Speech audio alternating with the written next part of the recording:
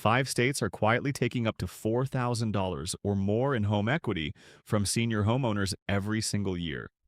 And almost none of them realize it is happening until the bill arrives in the mail or the deed is gone. This is not a property tax. It is something else. It is a quiet equity transfer that has been running for decades in some of these states, and a Supreme Court ruling in 2023 only stopped part of it. The rest is still happening today in every county across these 5 states, and in 2 of them, it is about to get worse. This year, you worked 30 or 40 years to pay off a house. The deed says your name. The mortgage is gone. You assume the equity inside that house is yours. But the rule that decides whether that equity stays yours is not written in a federal statute. It is written county by county inside obscure state tax laws that were drafted before most of you were even born. And in the 5 states I am about to walk through, those laws still let the government, or a private investor working through the government, walk away with tens of thousands of dollars of equity that you spent your entire working life building. There is one filing available in a county or town office for under $75 in most places that quietly stops the worst of this mechanism in 4 of the 5 states I am about to name. I will tell you what it is before the end of this video, but only after you understand which states still have the rule on the books and why seniors with paid-off homes are the ones most exposed. The rule does not target struggling homeowners. It targets the ones with the most equity to take.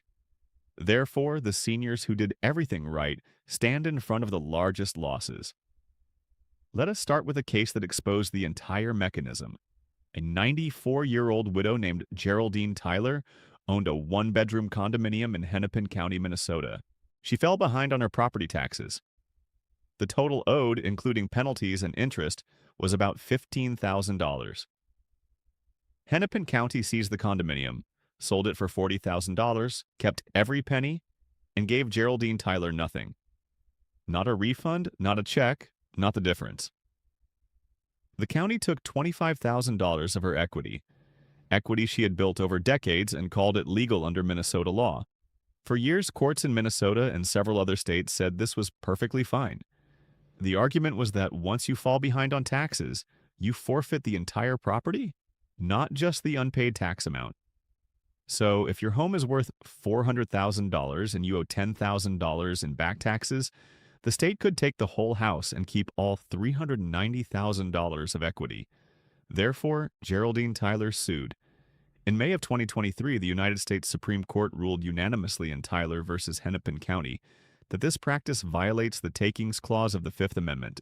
The Constitution says the government cannot take private property for public use without just compensation. Taking $25,000 of equity over a $15,000 tax debt is, in plain English, theft. But here is where most people stop reading the news article and miss the rest of the story. The Supreme Court did not invalidate property tax sales. It only said that the surplus, the equity above the tax debt, has to be returned to the homeowner. So the seizure can still happen. The auction can still happen. The home can still be lost. The only change is that the county has to mail you a check for what is left over. And that is where the next problem begins. In Minnesota and 4 other states I'm about to name, the rules around how that surplus is calculated, who gets notified, how long you have to claim it, and what fees come out before you see a dollar are still being written. Some counties take administrative fees of 15 to 25% before sending the surplus. Others require a separate court filing to claim it. And if the senior misses the filing window, often as short as 90 days, the surplus can revert to the county anyway. So the federal court ended the worst version of equity theft. It did not end equity loss. A $4,000 equity loss to fees, missed deadlines, and procedural traps is still common in tax sales across these 5 states. Even after the Tyler ruling, Minnesota itself amended its tax forfeit statute in 2024 to comply with Tyler. Surplus funds are now held in a state account, and the former owner can file a claim within a defined window, but the claim form is not automatic.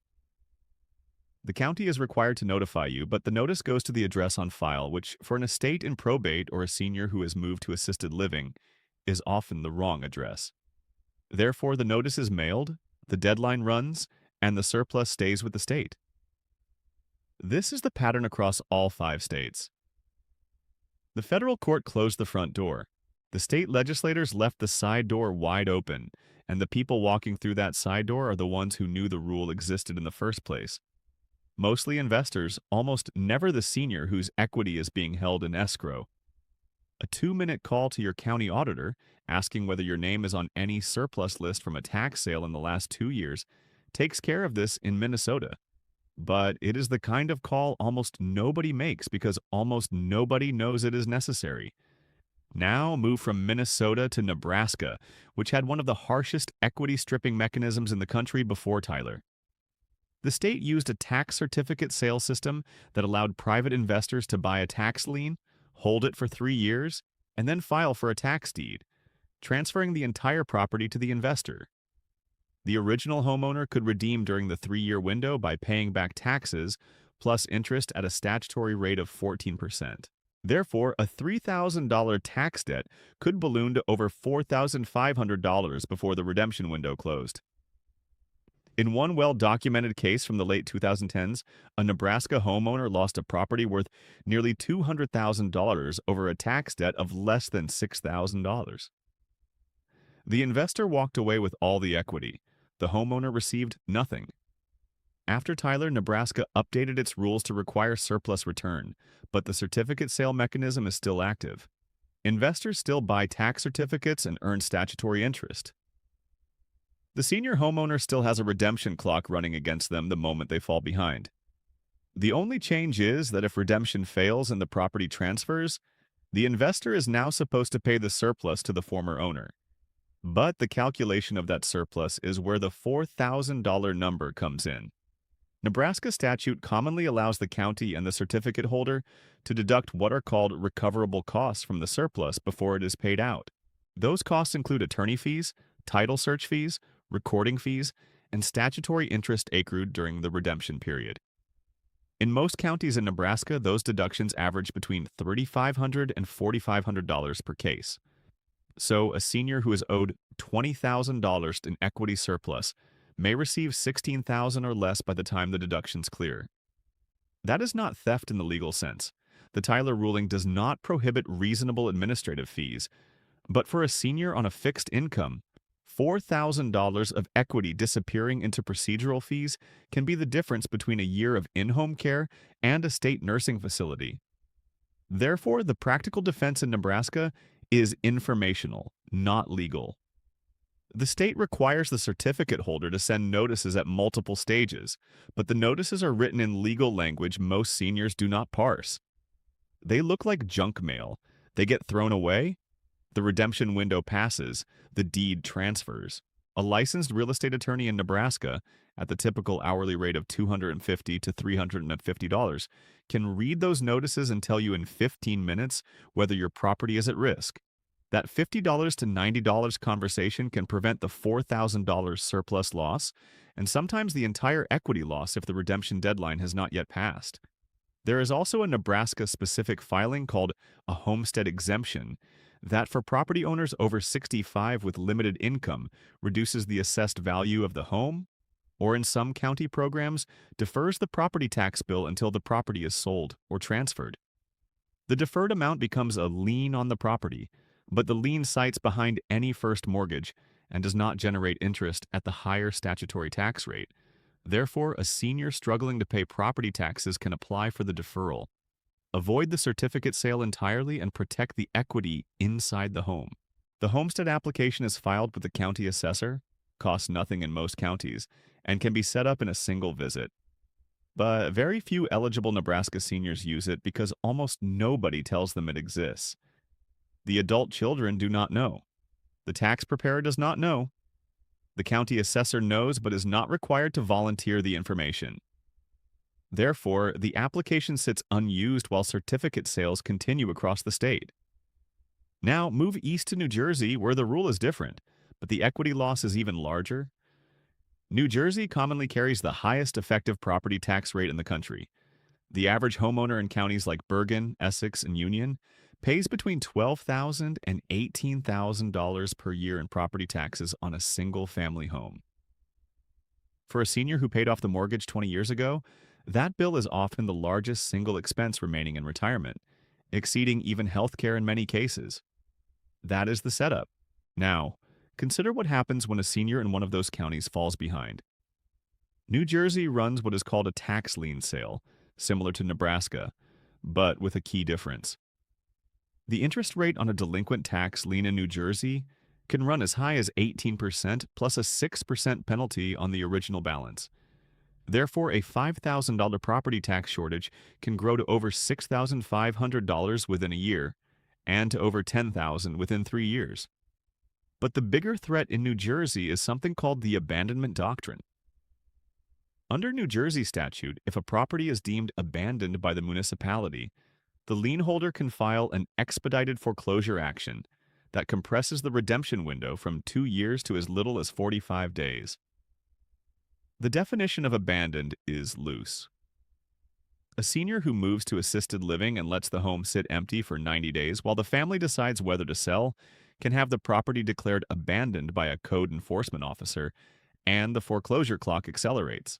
In the average New Jersey tax foreclosure on a paid-off senior home, the surplus owed after Tyler can run between $20,000 and $50,000.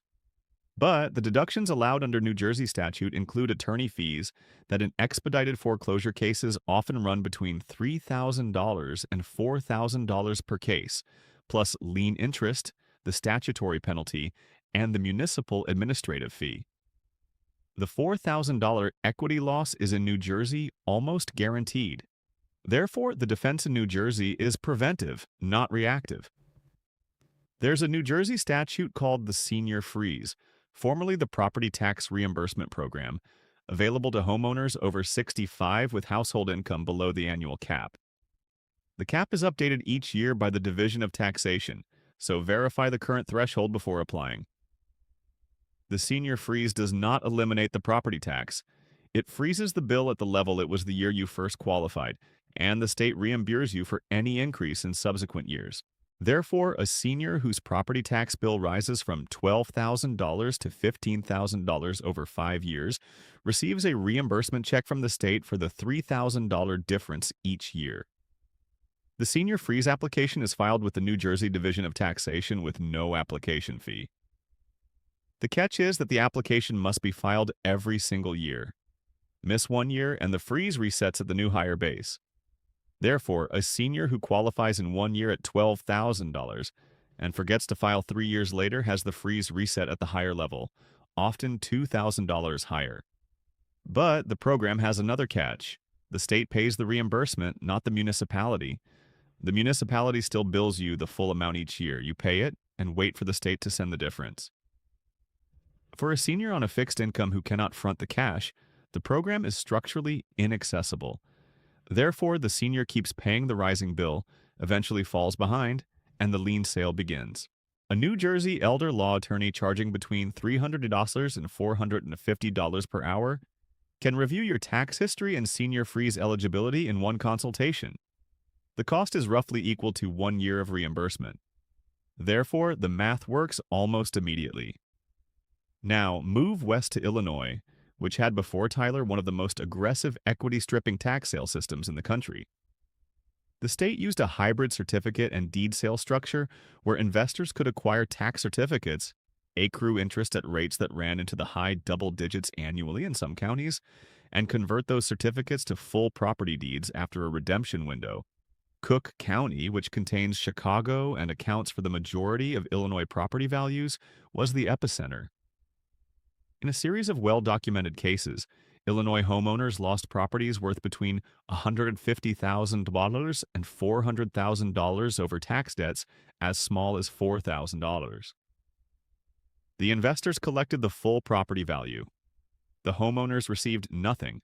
After Tyler, Illinois rewrote its tax code to require surplus return, but homeowner advocates have called the rewrite inadequate. Specifically, the Illinois statute commonly allows the certificate holder to recover collection costs, attorney fees, and statutory interest before the surplus is paid out. In Cook County, the average deduction in a post-Tyler case runs between $3,800 and $5,200. So, a senior owed $30,000 in surplus may receive roughly $25,000 after deductions. That is the $4,000 equity loss in practice. Therefore, the defensive filing in Illinois is the Senior Citizens Homestead Exemption, available to homeowners over 65 who occupy the property as their primary residence. The exemption reduces the equalized assessed value of the home by a fixed amount that varies between Cook County and the rest of the state. The actual tax savings depend on the local tax rate, but commonly run between $400 and $700 per year. But the more powerful filing is the Senior Citizens Real Estate Tax Deferral Program. Under this program, an Illinois homeowner over 65 with household income below the annual cap can defer payment of property taxes entirely. The deferred amount becomes a lien on the property at a low statutory simple interest rate, and the lien is paid off when the property is sold or transferred. The deferred lien sites behind any first mortgage but ahead of unsecured creditors.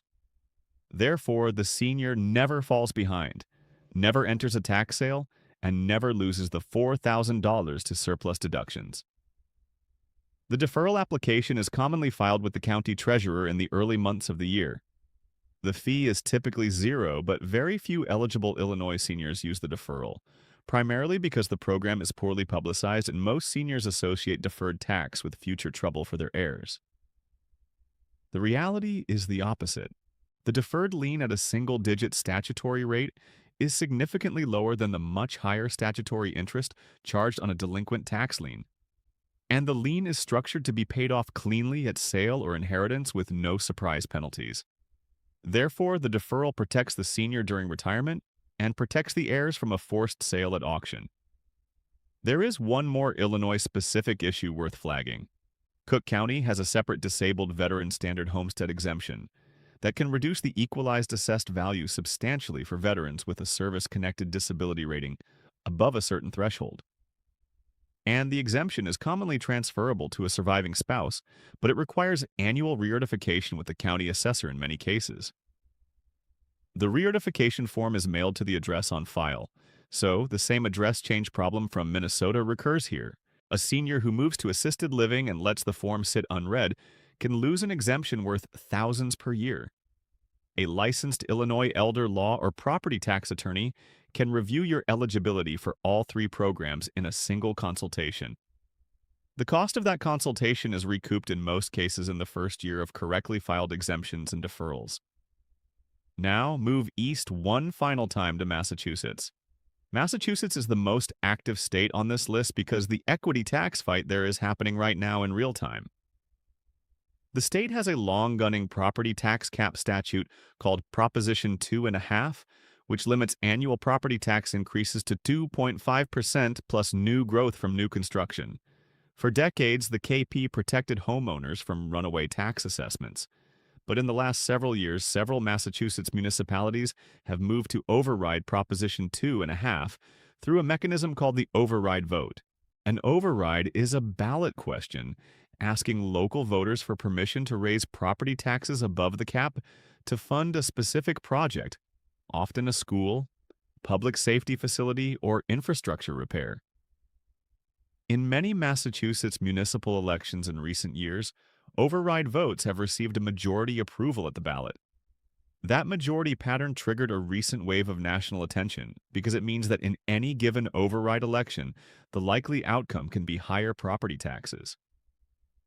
For a senior on a fixed income in a town where the override passes, the bill can rise by $1,000 to $4,000 per year. Therefore, the equity loss is not theft in the Tyler sense. It is a slow drain through annually rising tax bills the senior cannot vote to stop because the senior is in the minority. But there is a separate Massachusetts mechanism that is more concerning.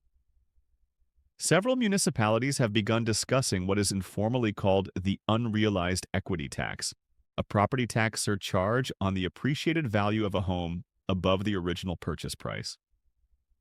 The mechanism is being modeled on similar proposals in other parts of the country. None have passed in Massachusetts as of early 2026, but the discussions are happening in town meetings, and legislative committees and homeowner advocacy groups are tracking them closely. If an unrealized equity tax passed in even one Massachusetts municipality, it would create a precedent that could spread. A senior who bought a home decades ago for $150,000 and watched it appreciate to $700,000 would owe tax on $550,000 of unrealized appreciation at even a 1% rate. That is $5,500 per year due in cash on equity the senior has not actually accessed. Therefore, the defensive filing in Massachusetts is the Senior Circuit Breaker Tax Credit available to homeowners over 65, whose property tax exceeds a defined percentage of annual income. The credit is capped at a level that updates each year and is filed with the Massachusetts Department of Revenue as part of the annual state return. There is no application fee. The credit is refundable, so if the senior owes no state income tax, it is paid out as a check. But the more important filing is the local property tax exemption for seniors over 65, called Clause 41, available in most Massachusetts municipalities. The amount varies by town, ranging from several hundred to a few thousand per year, and the application is filed annually with the local Board of Assessors at usually no cost. Therefore, the combination of the circuit breaker credit and the Clause 41 exemption can offset between $2,500 and $4,400 of property tax per year. Now, I owe you the answer to the question I asked at the start. There is one filing available in a county or town office for under $75 in most jurisdictions that quietly stops the worst of the equity stripping mechanism in 4 of the 5 states I just walked through. That filing is a homestead declaration.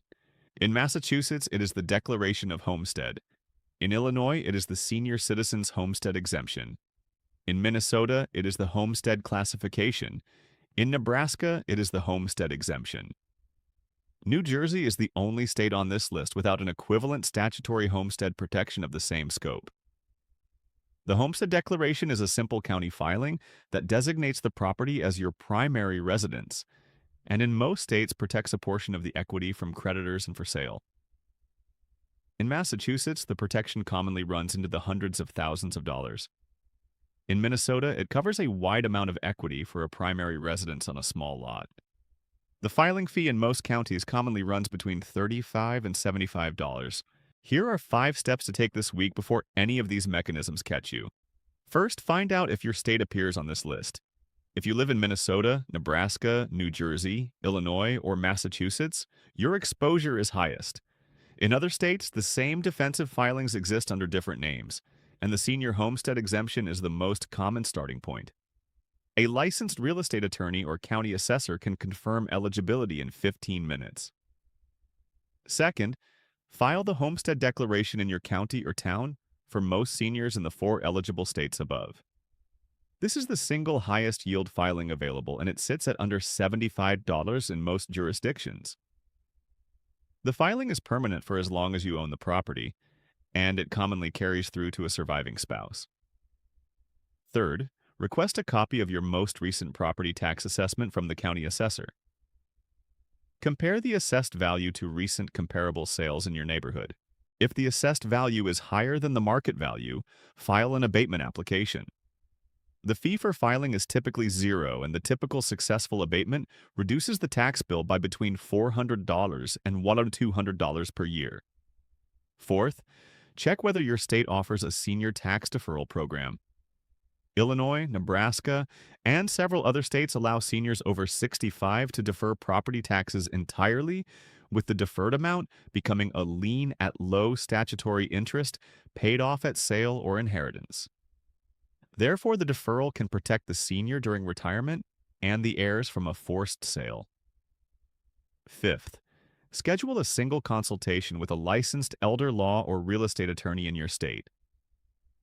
The typical fee runs between $250 and $450 per hour, and the consultation can cover homestead filing, tax deferral eligibility, surplus claim procedures from any past tax sale, and the family transfer mechanism that protects equity in case of incapacity. One consultation commonly recovers more than its cost in the first year of correctly filed exemptions. The mechanism behind all 5 states is the same. Equity is taken not in a single transaction, but in a slow drain of fees, deductions, and missed filings. Therefore, the defense is a stack of small filings, each commonly costing under $100. That together protect the $4,000 or more that would otherwise disappear into the procedural pipeline.